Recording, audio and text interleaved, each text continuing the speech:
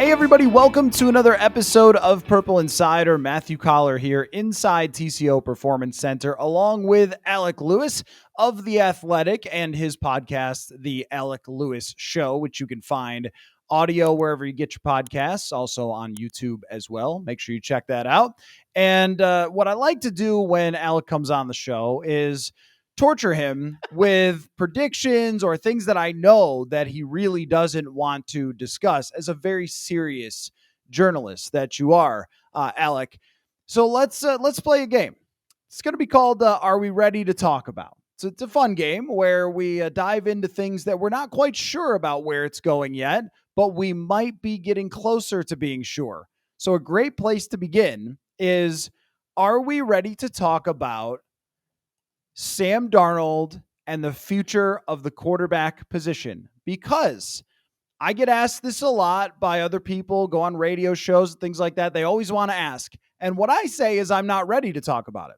But after last week, I became a little more ready to talk about it. Where are you on the subject of Sam Darnold and the future of the quarterback position for the Minnesota Vikings? First of all, thanks for having me on the show. If you're watching this on your streaming platform that you're watching, you can, for some reason, you look so much taller than me. You look like you're like a power forward and I'm like a shooting guard. I don't know if that's because I'm slouching. I don't really know what the situation is. Second off, I'm not going to be ready to talk about anything that you're going to try to put me on. So I told you that before the podcast, and I'm not moving off that. I don't like speculation. I am in the week-to-week, day-to-day, snap-by-snap type of opportunity. But the future of the quarterback position for an NFL franchise seems like it's pretty important. You'd agree, right? You'd probably say that talking about the quarterback is something we do on a daily, hourly basis. And as it relates to Sam Darnold, I mean, maybe I'm not ready to talk about it, but I think it's something you kind of have to start thinking about, because 2 floors above us in the executive offices at this very building, it is a conversation that either they are talking about or they have on their minds. Obviously, I don't know when you're going to run this, but we're recording on a Tuesday. And yesterday, Daniel Jones was a subject of discussion with head coach Kevin O'Connell. He definitely did not say that they were disinterested in Daniel Jones. And so we'll see what happens. But as it relates to Sam Darnold, I mean, I think there's a lot involved with this discussion, and we can hash it out over the back and forth that we're probably about to have. But to me, it's going to be a lot. It hinges on 2 things. One, how well will Sam Darnold play over this next stretch?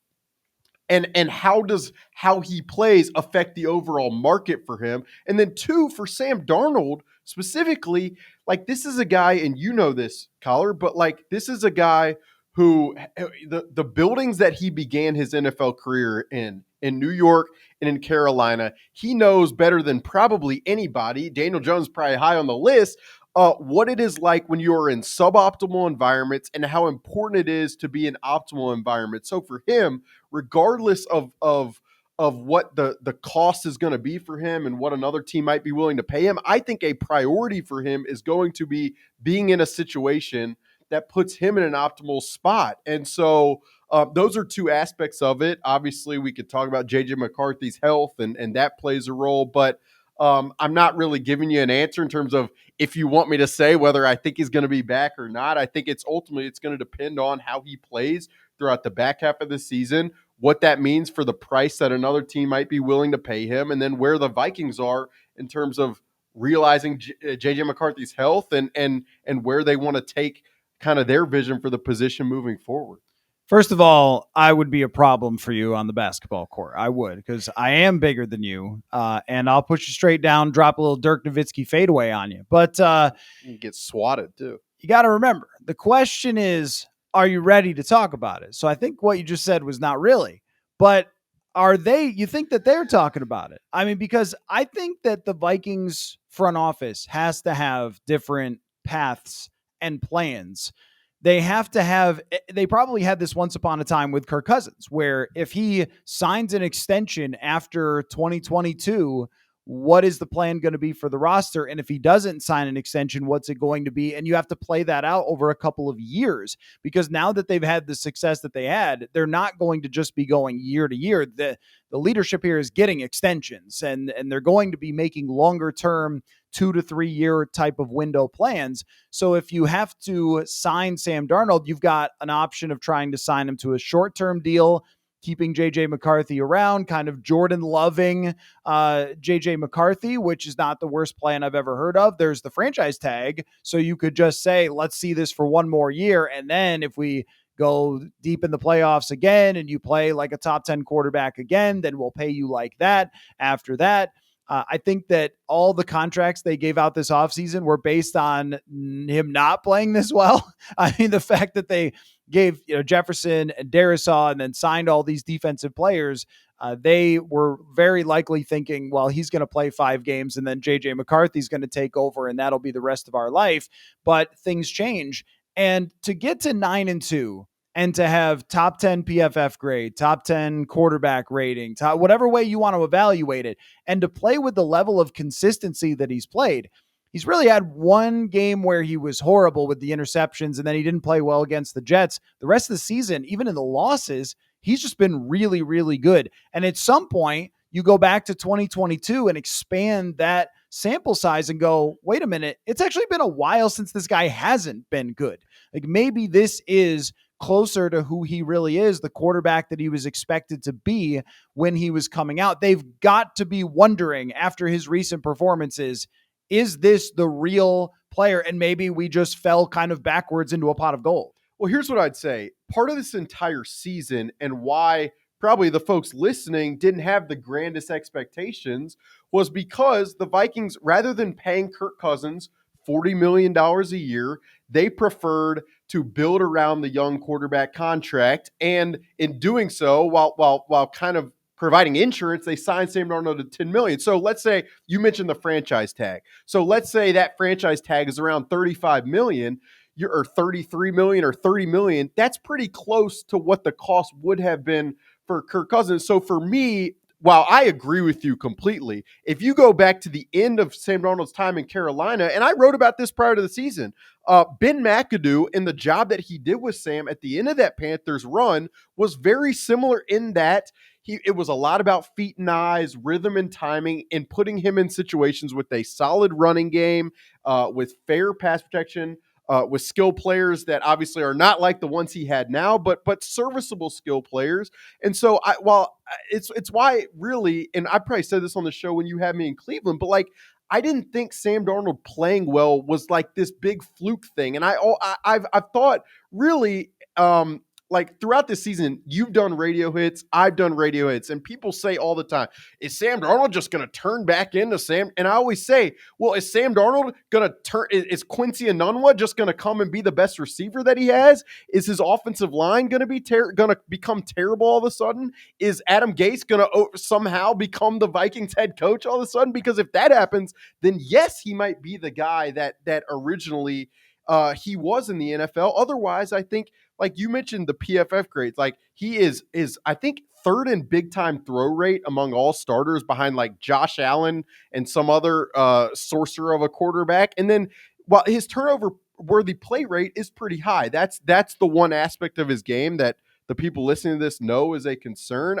All of that is to say it's a lot of rambling. I'm going on a lot of different paths, but I would say that like part of this entire season was to transition to a roster building structure where you could build around a small quarterback contract to disperse your roster capital and your salary cap space elsewhere.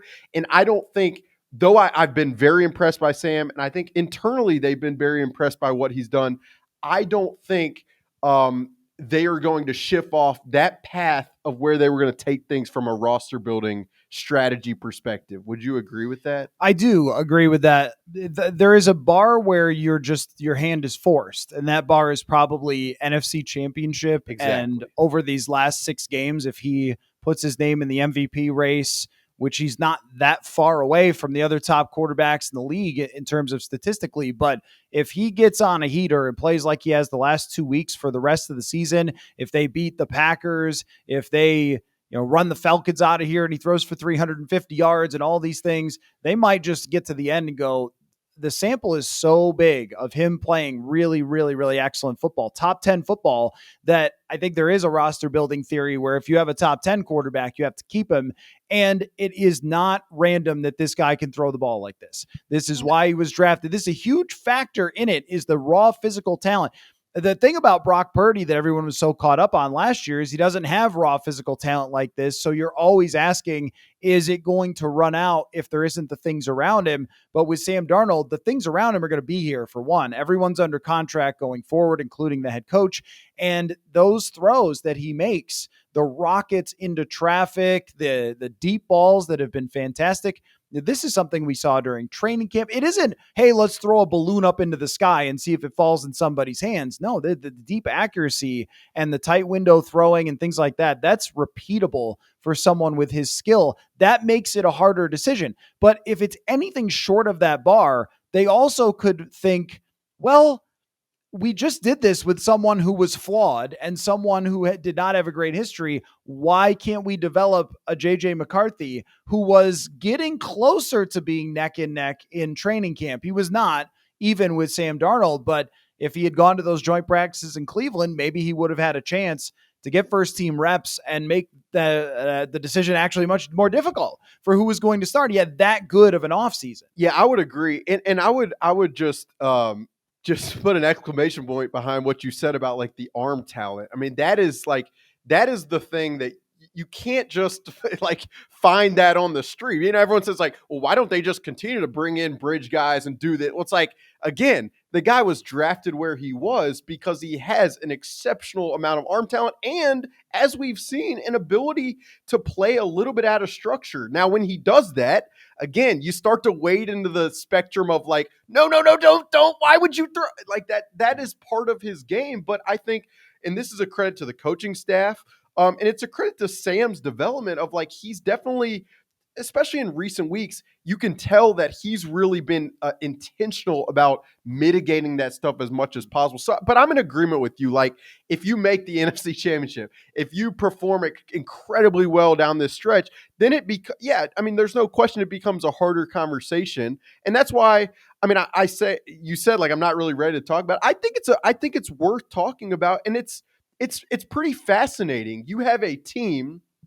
that entered the season thinking this would be like a short bridge to the roster building infrastructure that I talked about. And then it's almost like you're always balancing the short term and the long is such a fascinating thing. And it applies to the Daniel Jones conversation as well. But it's like, they have done such a good job from a coaching standpoint to get Sam playing at the level that he has, that you almost run into this like, wait, but should he should we pay him? It's a pretty interesting, fascinating thing. And then on your JJ McCarthy conversation, like I completely agree. You and I sat in Cleveland, and it was pretty brutal getting the news that he was done for the year with the torn meniscus, obviously, because right before that we had seen him play against the Raiders. And if you go, like, I haven't done this very often, but there were maybe a couple weeks ago, I went back and just watched his highlights from that game, and I was just like, I can't, like, it was really freaking impressive what he did in that game. So I still think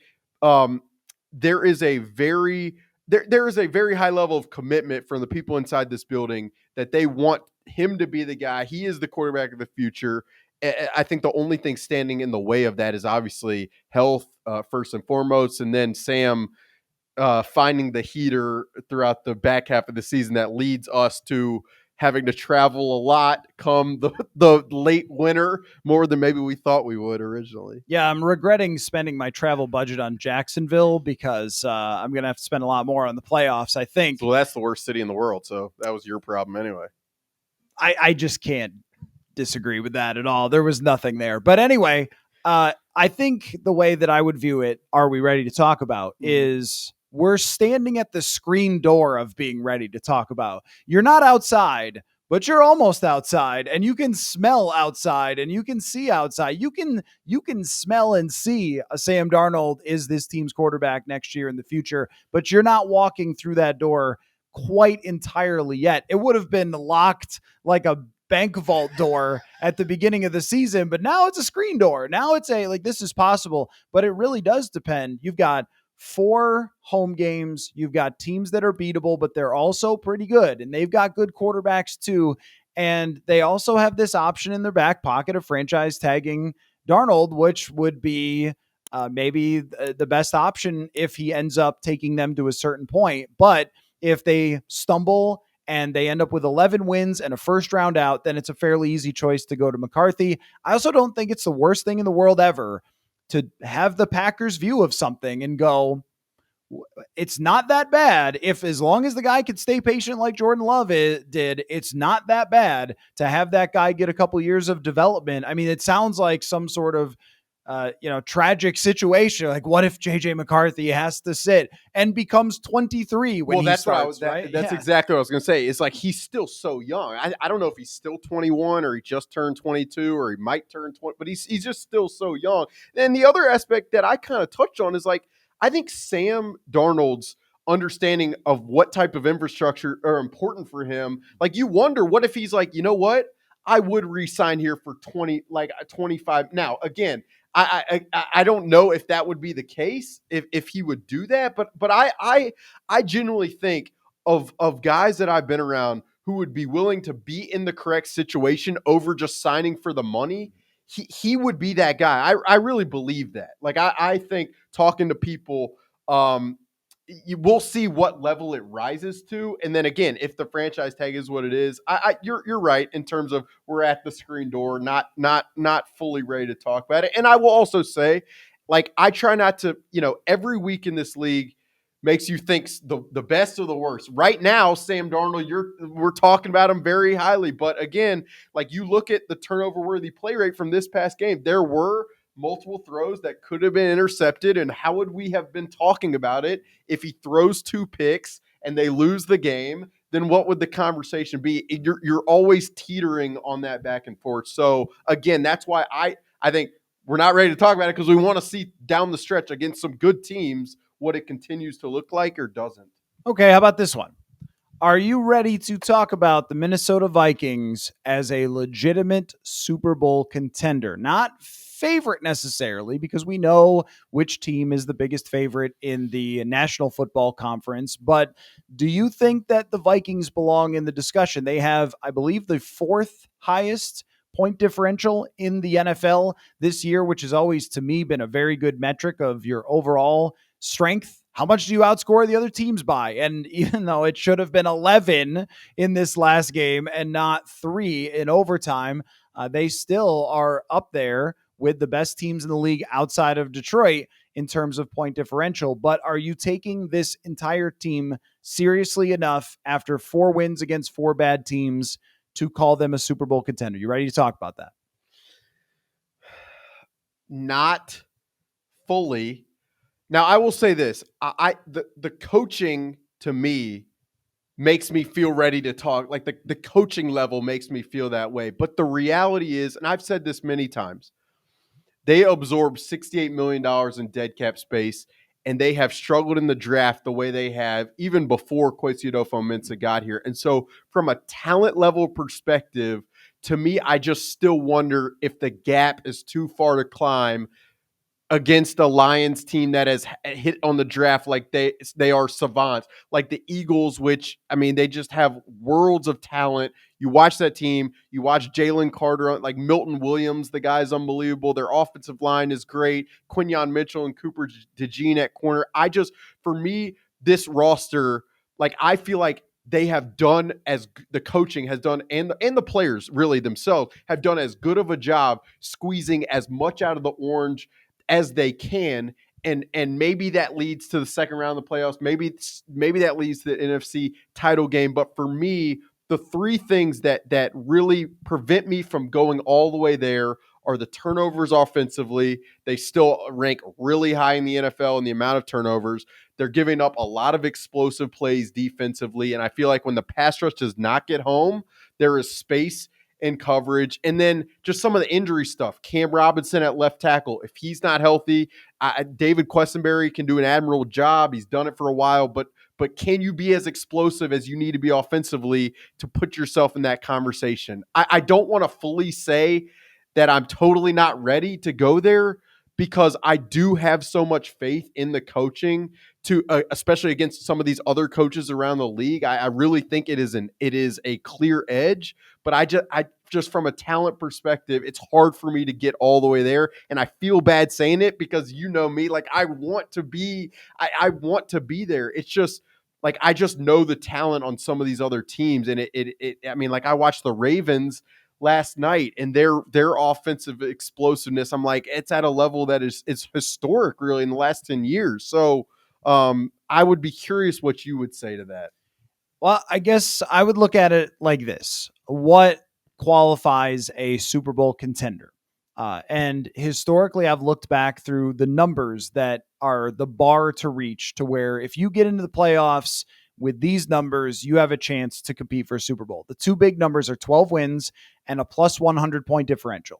Almost every team of the last 20 years that has gone to the Super Bowl has those two markers, with some random exceptions. The Giants team that had a negative point differential and went to the Super Bowl. But aside from that, the vast majority reach those two markers. And the one other marker is in expected points added through the passing game. They're in the top 10.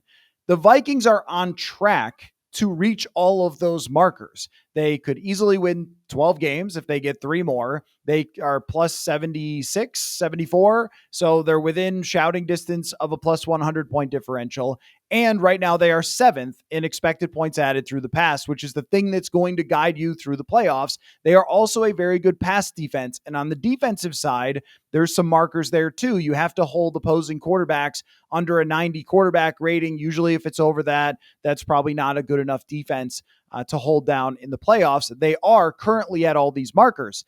They have six opponents that are good, or at least ish, that have good quarterbacks. And this is what I really want to see tested is they have had great defensive times against bad quarterbacks, or a team like Houston that has turned out to be much worse offensively than we thought, that they ran out of the US Bank Stadium. Kyler Murray's been here before. Geno Smith, they got to go play him. Kirk Cousins is very familiar with the noise in US Bank Stadium. And then Jordan Love, Jared Goff. Like, this is a run of quarterbacks. It's going to be difficult with lots of weapons, star receivers left and right. And can you slow them down enough to maintain that ranking as a defense that would convince me that you can do it defensively in down the stretch? Because they have the offensive markers, I think, to at least be in the discussion. And then it's all percentages. It's all right. The NFC has probably about a 50% chance of being represented by the Detroit Lions, if not higher than that. So who's got the rest of the percentages and how? You'd give a little more to the Eagles, but then after that, well, I completely agree with that. I was thinking about, as you were talking, like there was a Bill Belichick podcast earlier this year where he said something that just hit for me. I don't know why, but he said, great teams have to be able to throw when you know they have to throw. They have to be able to run when you know they have to run. They have to be able to stop the run when you know they're running, and stop the pass when you know they're throwing the ball. And with the Vikings, I think they can throw when you know they're going to throw, and I think they can stop the run when you know the other team's going to run. Those other two facets of the team, running offensively, it's been good at time. Aaron Jones is obviously extremely talented and better than they've had the last 2 years, but I still have questions on the interior of the offensive line. And then in pass coverage, like again, I think Cam Bynum, I think Harrison Smith, Byron Murphy Jr., they've done an admirable, Stephon Gilmore, they've done an admirable job, but against really good skill players that are going to have time because their offensive lines are good. The Eagles and the Lions, I have in some ways questions, but I also, again, like I go back to my thought about coaching. It's like, if you get in the playoffs and Brian Flores puts together one of his bespoke game plans that makes it the quarterback doesn't know what he's looking at, then who knows? And I think that's why, I mean, the fact that we're even having this conversation, a 9-2 Vikings team, are we ready to talk about them being like, that is a testament to a hell of a job done in a lot of facets. And I don't want that to lose sight. I don't want anybody, even including myself, to lose sight of that, just given the constraints that this season began with. So, when we talk about how they match up with those other teams. And I think that's a really good framing that you have there of when Caleb Williams needs to get a big play against your defense, he's able to get it. And when Jared Goff needed it most to go win the game, he got it. And Matthew Stafford, when he needed a dagger drive, he got it. And this was kind of a signature of them last year where they needed to stop Cincinnati. They couldn't do it. They needed to stop Detroit on a couple drives. Couldn't do it. Even Justin Fields led last year. And I know it's a different team, but against this type of defense, the way I look at this entire team, you mentioned the turnovers, is that it has a wider range of outcomes than a lot of teams because they play for variance. They play for home runs, not for singles and bunting guys to second base. Yeah. It's big passes down the field. And against Chicago, they had no idea what to do on those deep developing routes. But if you get after Sam Darnold, and we've seen other teams that were able to force Sam Darnold to throw underneath and were able to force him into a little bit of confusion and a little bit of hold on to the football too long. And when those big deep balls haven't hit for the Vikings, their offense does stagnate. And you do have 3 and outs because they don't just pound the football away consistently at 5 yards a carry like they were able to do against Chicago. But for most of the season, that hasn't been the case. And on the defensive side, one thing I click on first on PFF when I open up the whole game grade thing is how the other quarterback did against the blitz. And the last couple of weeks, the quarterbacks have done pretty well against the blitz. But that might swing completely differently because that's what happens with blitzing. Caleb Williams did totally fine against it, and Will Levis surprisingly actually did too, other than some sacks. But those, if they hit, can completely wreck game plans. So the defense needs sacks and interceptions that destroy drives from the other team. But how do you predict when those are coming? You need the other team to screw up in order for you to be a great defense.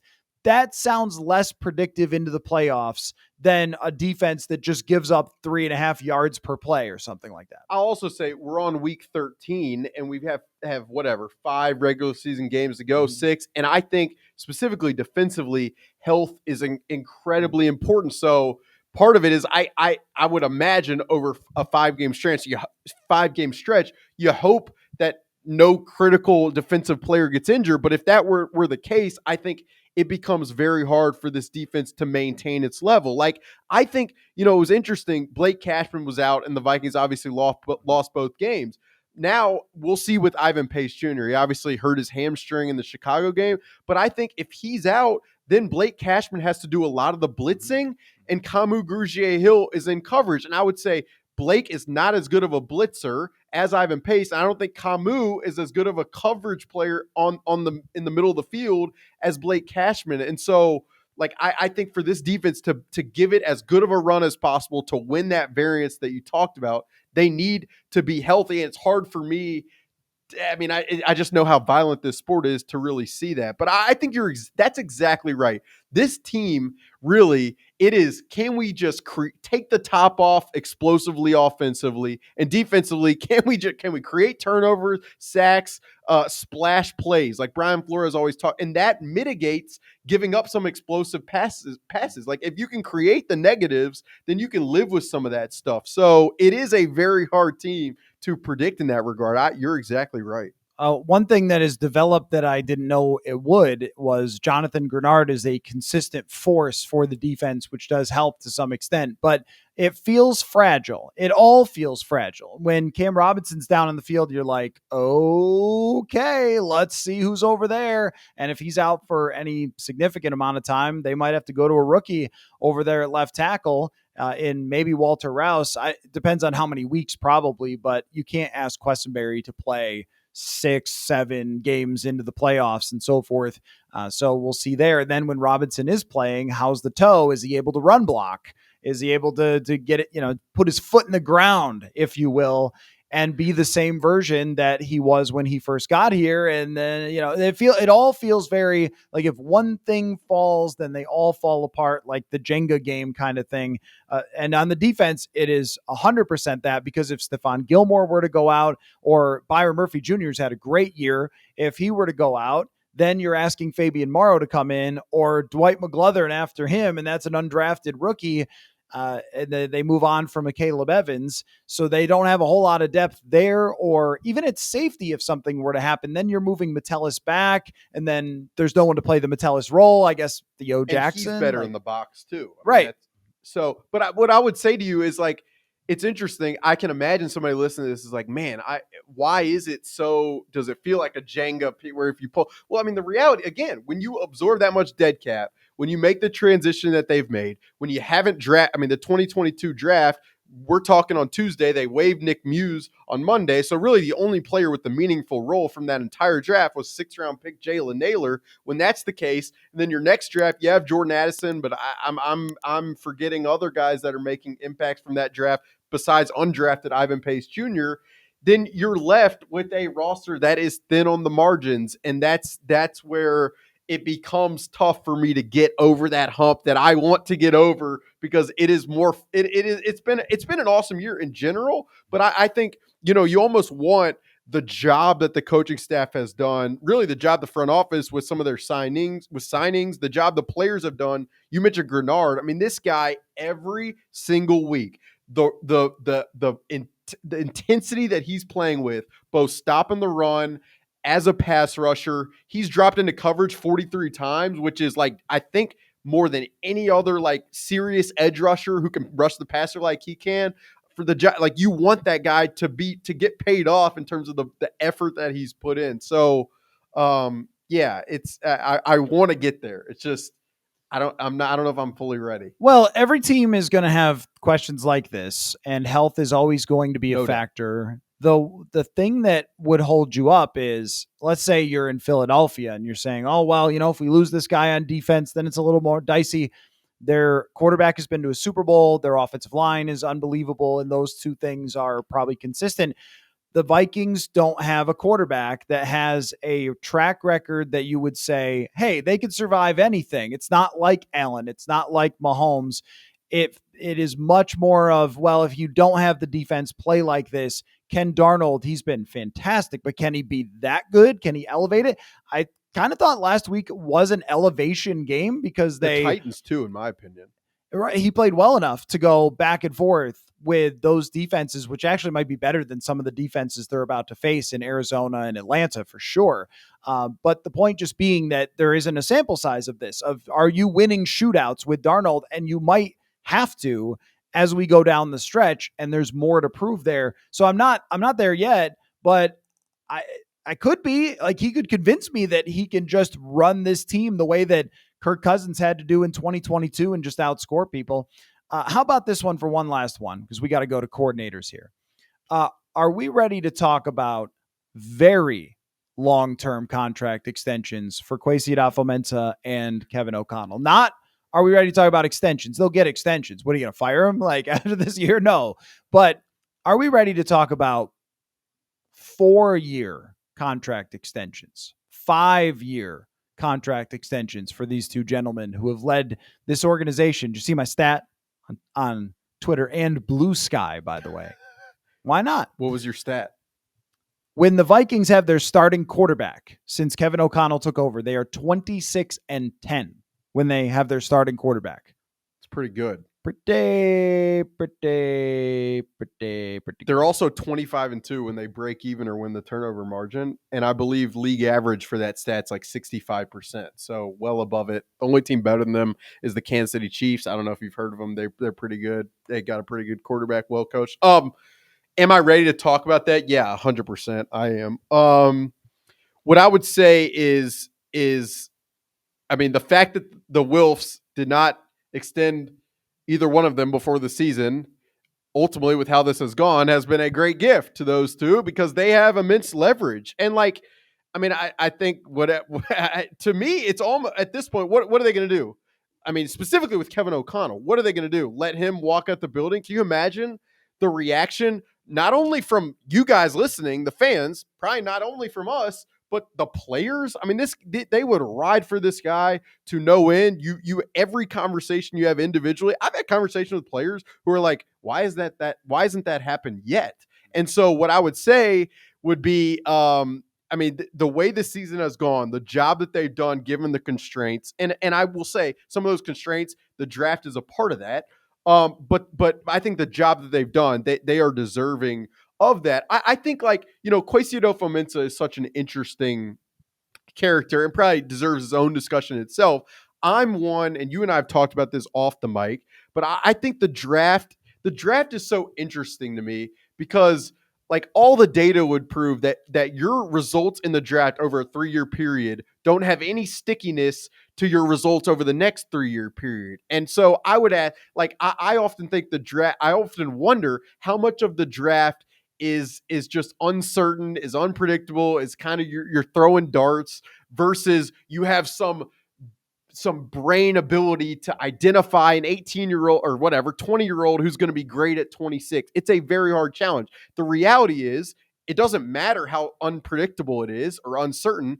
They've got to improve in that regard to sustain this thing over time. But I think Kwesi is a guy who is willing to learn. I think over time with this leadership group and with Kevin O'Connell, the more and Brian Flores as defensive coordinator, the more you realize what you're looking for, the qualities you need to target. And so I think to remove any of what has been built over 3 years in terms of just understanding like relationships, knowing how people operate, I think that would affect the trajectory that this franchise is on, which I would think you would agree is it's a pretty solid trajectory. If you look around the league, like I wrote this after they beat the Colts, they beat the Jaguars, they beat the Titans. Those franchises, those teams, their quarterback situations, their coach situations, they're a mess. The Vikings are in like an entirely different class from an organization perspective. And I think a lot of that is a testament to the leadership right now.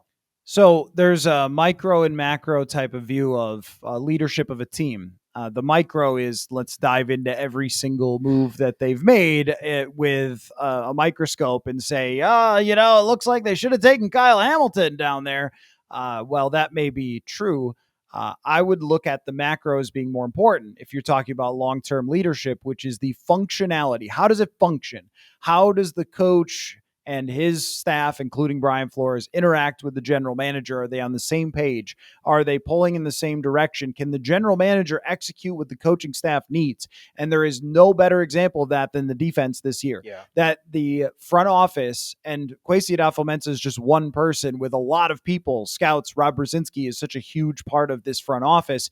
But can those guys in the front office, under the leadership of Kwesi, get Stephon Gilmore here at the last moment to save the secondary? Can they find ways to negotiate the right types of contracts with Van Ginkel, Cashman, Grenard to get them here? But that doesn't happen without Kevin O'Connell, and this being a place that players want to be. It works off of each other. One of the dumbest things that I've heard people say is like, well, O'Connell is the one who drafted Jordan Addison. They all drafted Jordan Addison. Like the whole organization drafted him. And by the way, real quick on the draft, I wonder about if we looked at the overall value of Addison, Hawkinson, and even just Ivan Pace and compared that to the last 3 years of drafting to a lot of teams in just pure value, what those guys have brought to the Minnesota Vikings. And those are all draft picks. So sometimes you hit on less, but you get more. Like Rick Spielman missed on a lot, but he got them Darisaw and Jefferson. And I don't know, you work around what happens in the draft. But the point just being that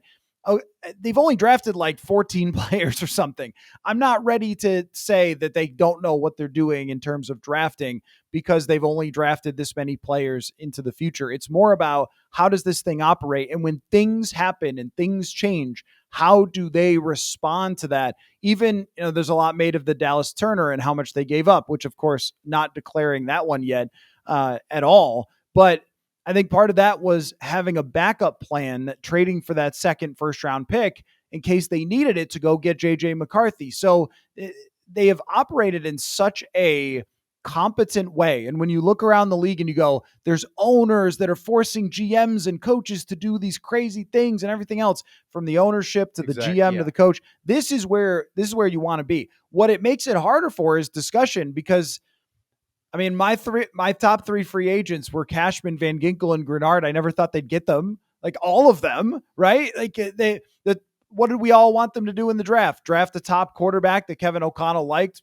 They did it without giving up the second round pick. So they've been able to build this team much more fast and successfully and coach them well. It makes it harder to criticize things. And if you're the front office or if you're the ownership, also you have to consider too, how many controversies? None. I mean, it's the most boring. It never makes the headlines for this team. Yeah, It never I does. look at Chicago and I'm like, man, I can't imagine how happy my editors would be with numbers if I was dealing with such mayhem. But, and I do want to say this. It is not like it's been perfect. It has not been kumbaya. And I think even honestly, Kwesi, Kevin O'Connell, Brian Flores, you mentioned Rob Brzezinski, other executives upstairs, 2 floors up, probably have a microphone listening to us. I think they would be honest and admit to you, especially off the mic, like there have been arguments. There have been, why did we do this? I cannot believe we did that. Why is he operating that way? But again, I think like time together through those discussion points, seeing what works and what didn't, evaluating decision. Like the one thing about Kwesi that I always give him credit for is he is very like he's willing to admit when he feels like he didn't do something appropriately, and B, like that he needs to go back and learn why a decision failed, because there are a lot of people in this industry, a lot, and you know this better than I do because you've done it longer than I have, who have a level of ego that think what they do is always the right way, the decision making is always someone else's fault when it didn't work. And I think there is an ownership with some of these guys that even when it's not perfect and discussions go get awry and things get tense and all that stuff, that they've kind of found their way through it. And I think there's value in that. And there's surplus value in that in a league that has so much changing, so many different decision makers, so much mayhem, ownership, meddling. Like I just think there is surplus value in having continuity. I think it's one, and I think that's one of the, I mean, it's a benefit to the direction of this organization, is what I would say. Well, you want to be Kansas City Andy Reid. You want to be Pittsburgh Mike Tomlin. You want to be these teams that are always in the mix. Look at the AFC playoff picture. Look at the coaches. It's all the same guys. It's all the same coaches that are always running these successful franchises, while everybody else, especially New York teams, bumble around like a bunch of fools, and these teams keep winning just on competence alone. But I do think this first 11 games of the season, and we'll see how it goes from here, because you never call it until it's over. We learned that in Chicago. There could always be an onside kick, but what we've learned, I think, so far to now say that they're in position to make the playoffs with at least 9 wins right now is that they've answered a lot of the questions we had. Mm-hmm. We were asking, can Kevin O'Connell and Brian Flores elevate a roster that is expected to win 6 games or 7 games? Can this front office go into free agency and spend wisely? Can they get the future franchise quarterback? Can they look like a team that is on the cusp of something? That was all I was looking for by the end of the year, and they've overachieved even that. So we have a lot of new information. If you were to ask us the same question, are you ready to talk about extensions? I would have said probably not before the season. I need to see how this plays out. But now that we've seen it, I think we have a good sense for where they stand. We gotta go. Sure. Could How, talk all day. How many wins do you think they end up with? What are they at? 9, I think. 12 or 13, probably.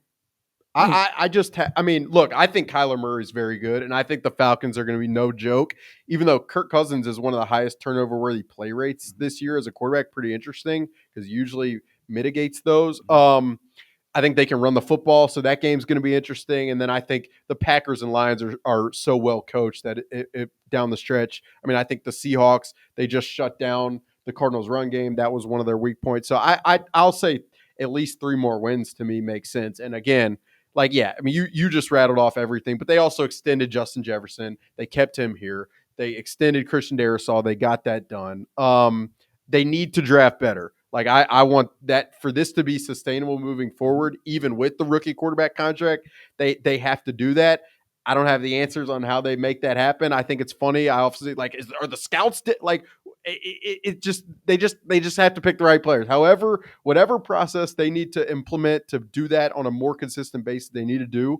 But all in all, 12, 13 wins. Is that fair? I think it's trade all the picks and only do undrafted guys. That's where they get their best players. But yeah, I got them in 12. So anyway, well, we got to run to press conferences here. But thank you. The Alec Lewis Show, YouTube, wherever you get your podcasts, and well, this show also. Yeah. So Good. All Nice right. to plug your own Okay. show. Yeah, it is. Thanks for coming on, man. Thanks for having me. Football.